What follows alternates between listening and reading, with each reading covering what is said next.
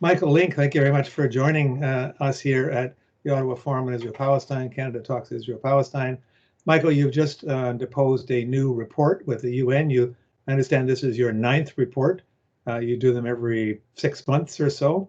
I want to talk to you a little bit about what's new in this report, because you do them frequently. But this year, just tell me, you normally would go to Geneva or go to New York. This year, you can't do that, obviously. That's right. Obviously, COVID has shut down everything. I would have gone to Geneva in the spring to deliver my last report. That was canceled. I would have gone to Jordan in the summertime to meet with Palestinian, Israeli, and international civil society to talk about trends in the ground. And today, I would have normally been delivering my report in New York at the United Nations to the Third Committee of the General Assembly. Mm-hmm. Michael, one thing that jumped out at me in reading your report is that you say at the beginning that you have been repeatedly asking Israel for permission to visit the UN mandates you to go there, to go to the West Bank, go to Gaza, see on the ground. And if I understand correctly, somewhat shockingly, you actually aren't able to do that. Is that correct?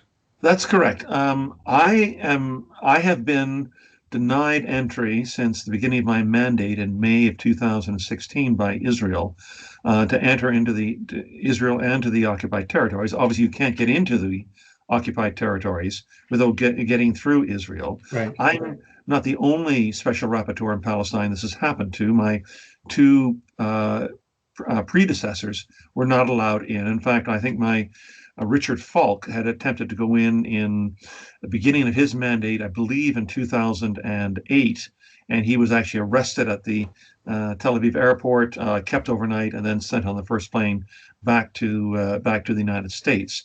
I'm not the only special rapporteur today who doesn't get into the country that they're doing work on. I know my colleague, the special rapporteur on Belarus, is not allowed in. The special rapporteur in North Korea is not allowed in. The special rapporteur on Myanmar is not allowed in.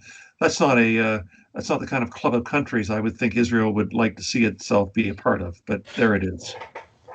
Certainly, of course, Michael. What does the UN does the head of the commissioner of the Human Rights Commission, or is the Secretary General of the UN get involved in that or not? I mean, what kind of pressure could the UN as an organization bring on Israel to allow you to have a look around? Sure, it makes pleas. The High Commissioner for Human Rights has mentioned on a number of occasions that I'm not allowed into Israel and requests that I be admitted. When I gave my presentation today to the various UN missions in New York from various countries, a number of them made comments on my report, and they would have said, we call upon Israel to allow Mr. Lynk to fulfill his duty. And it's certainly written in some of the main documents that any country that becomes a member of the United Nations commits to cooperate fully with the UN. Right. And obviously Israel has been denying not only myself access, no access, but it's denied the UN Committee on Palestine, or it refused to accept them.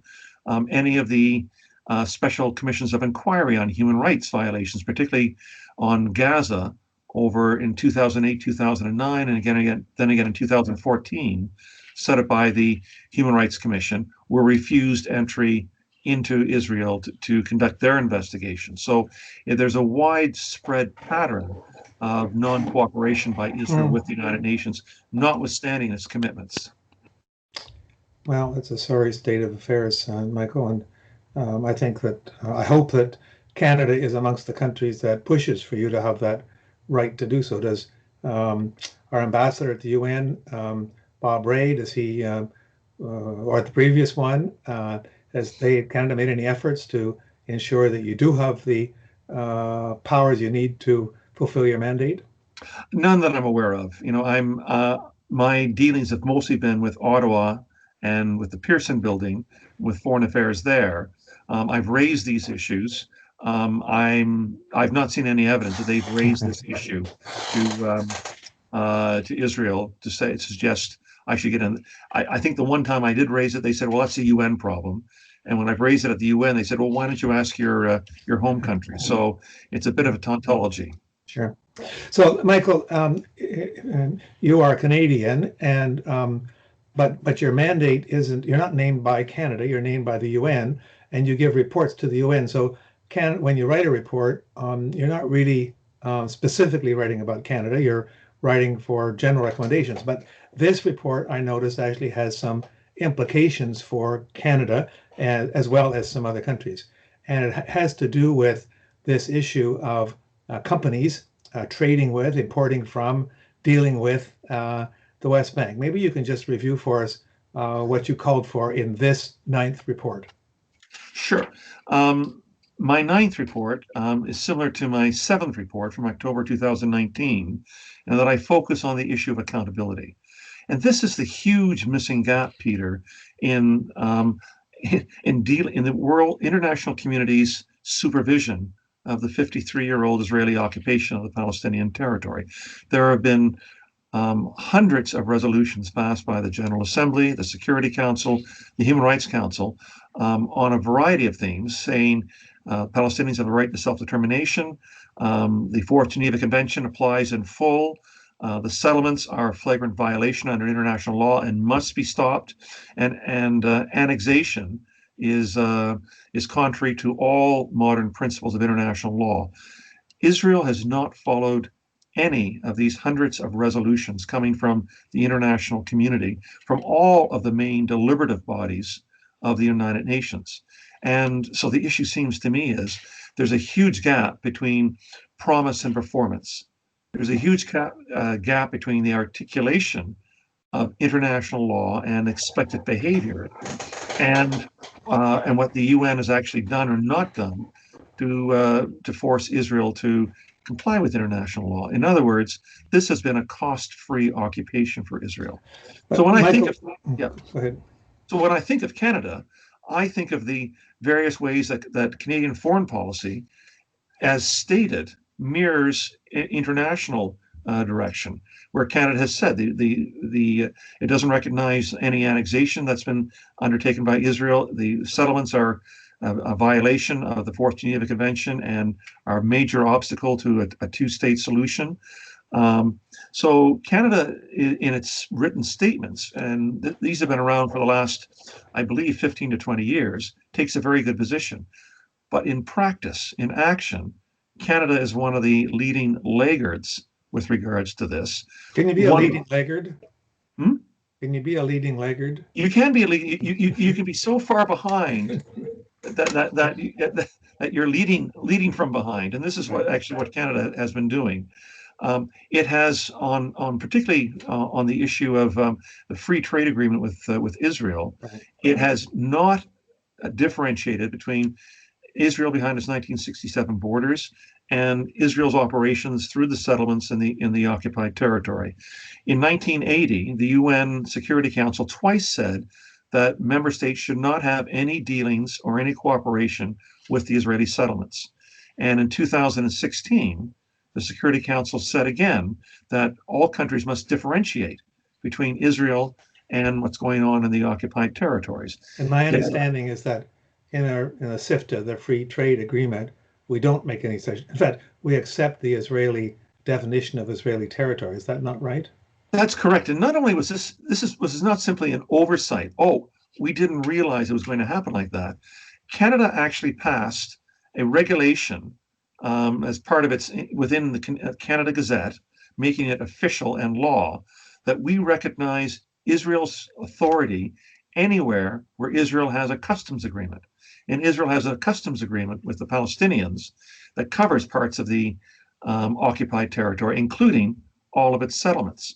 So Canada went out of its way to ensure that the settlements and the goods and services being produced in the settlements could be imported under the Canada-Israel Free Trade Agreement, tariff-free, when they should not be in tariff-free, but I'm now calling on the international community not to let settlement goods enter the international marketplace anywhere, because the businesses that operate in or cooperate or trade or invest in the settlements give economic oxygen to the settlements. They help them survive to be thriving economic enterprises, and this only deepens the occupation. And when we think of the settlements as not only being a flagrant violation under international law, they actually are a war crime, a presumptive war crime, under the Rome Statute of 1998 and under domestic Canadian law. But Canadian companies can deal with the occupied territories or Gaza without going through Israel. They can just go right in from Jordan, or they could send boats into Gaza or whatever. They would circumvent Israeli controls through that method, wouldn't they? No, there's absolutely no way that a company can operate either in Gaza, international company could operate in Gaza, or operate in the west, in the occupied territory with the Palestinians, unless it has Israeli permission to be able to do so. Because Israel controls all those territories, and who gets in and who gets out of those territories. It controls the borders, is that right? It controls the borders for the West Bank, controls the borders, obviously, for East Jerusalem as well as for Gaza. So there's no way that any international business could operate and trade with or invest in Palestinian companies and provide Palestinian employment unless it had the permission of the Israeli government. Michael, your full report is on my website. People can take a look at it.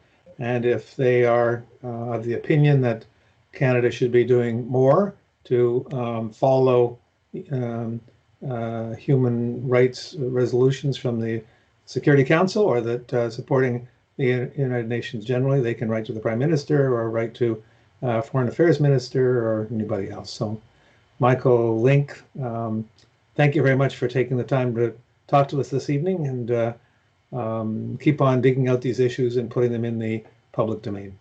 Thank you very much, Peter. It's people like you and organizations that you're a part of that help this issue be alive. So thank you very much for talking with me tonight. Well, and our thanks to you, Michael. Have a good evening.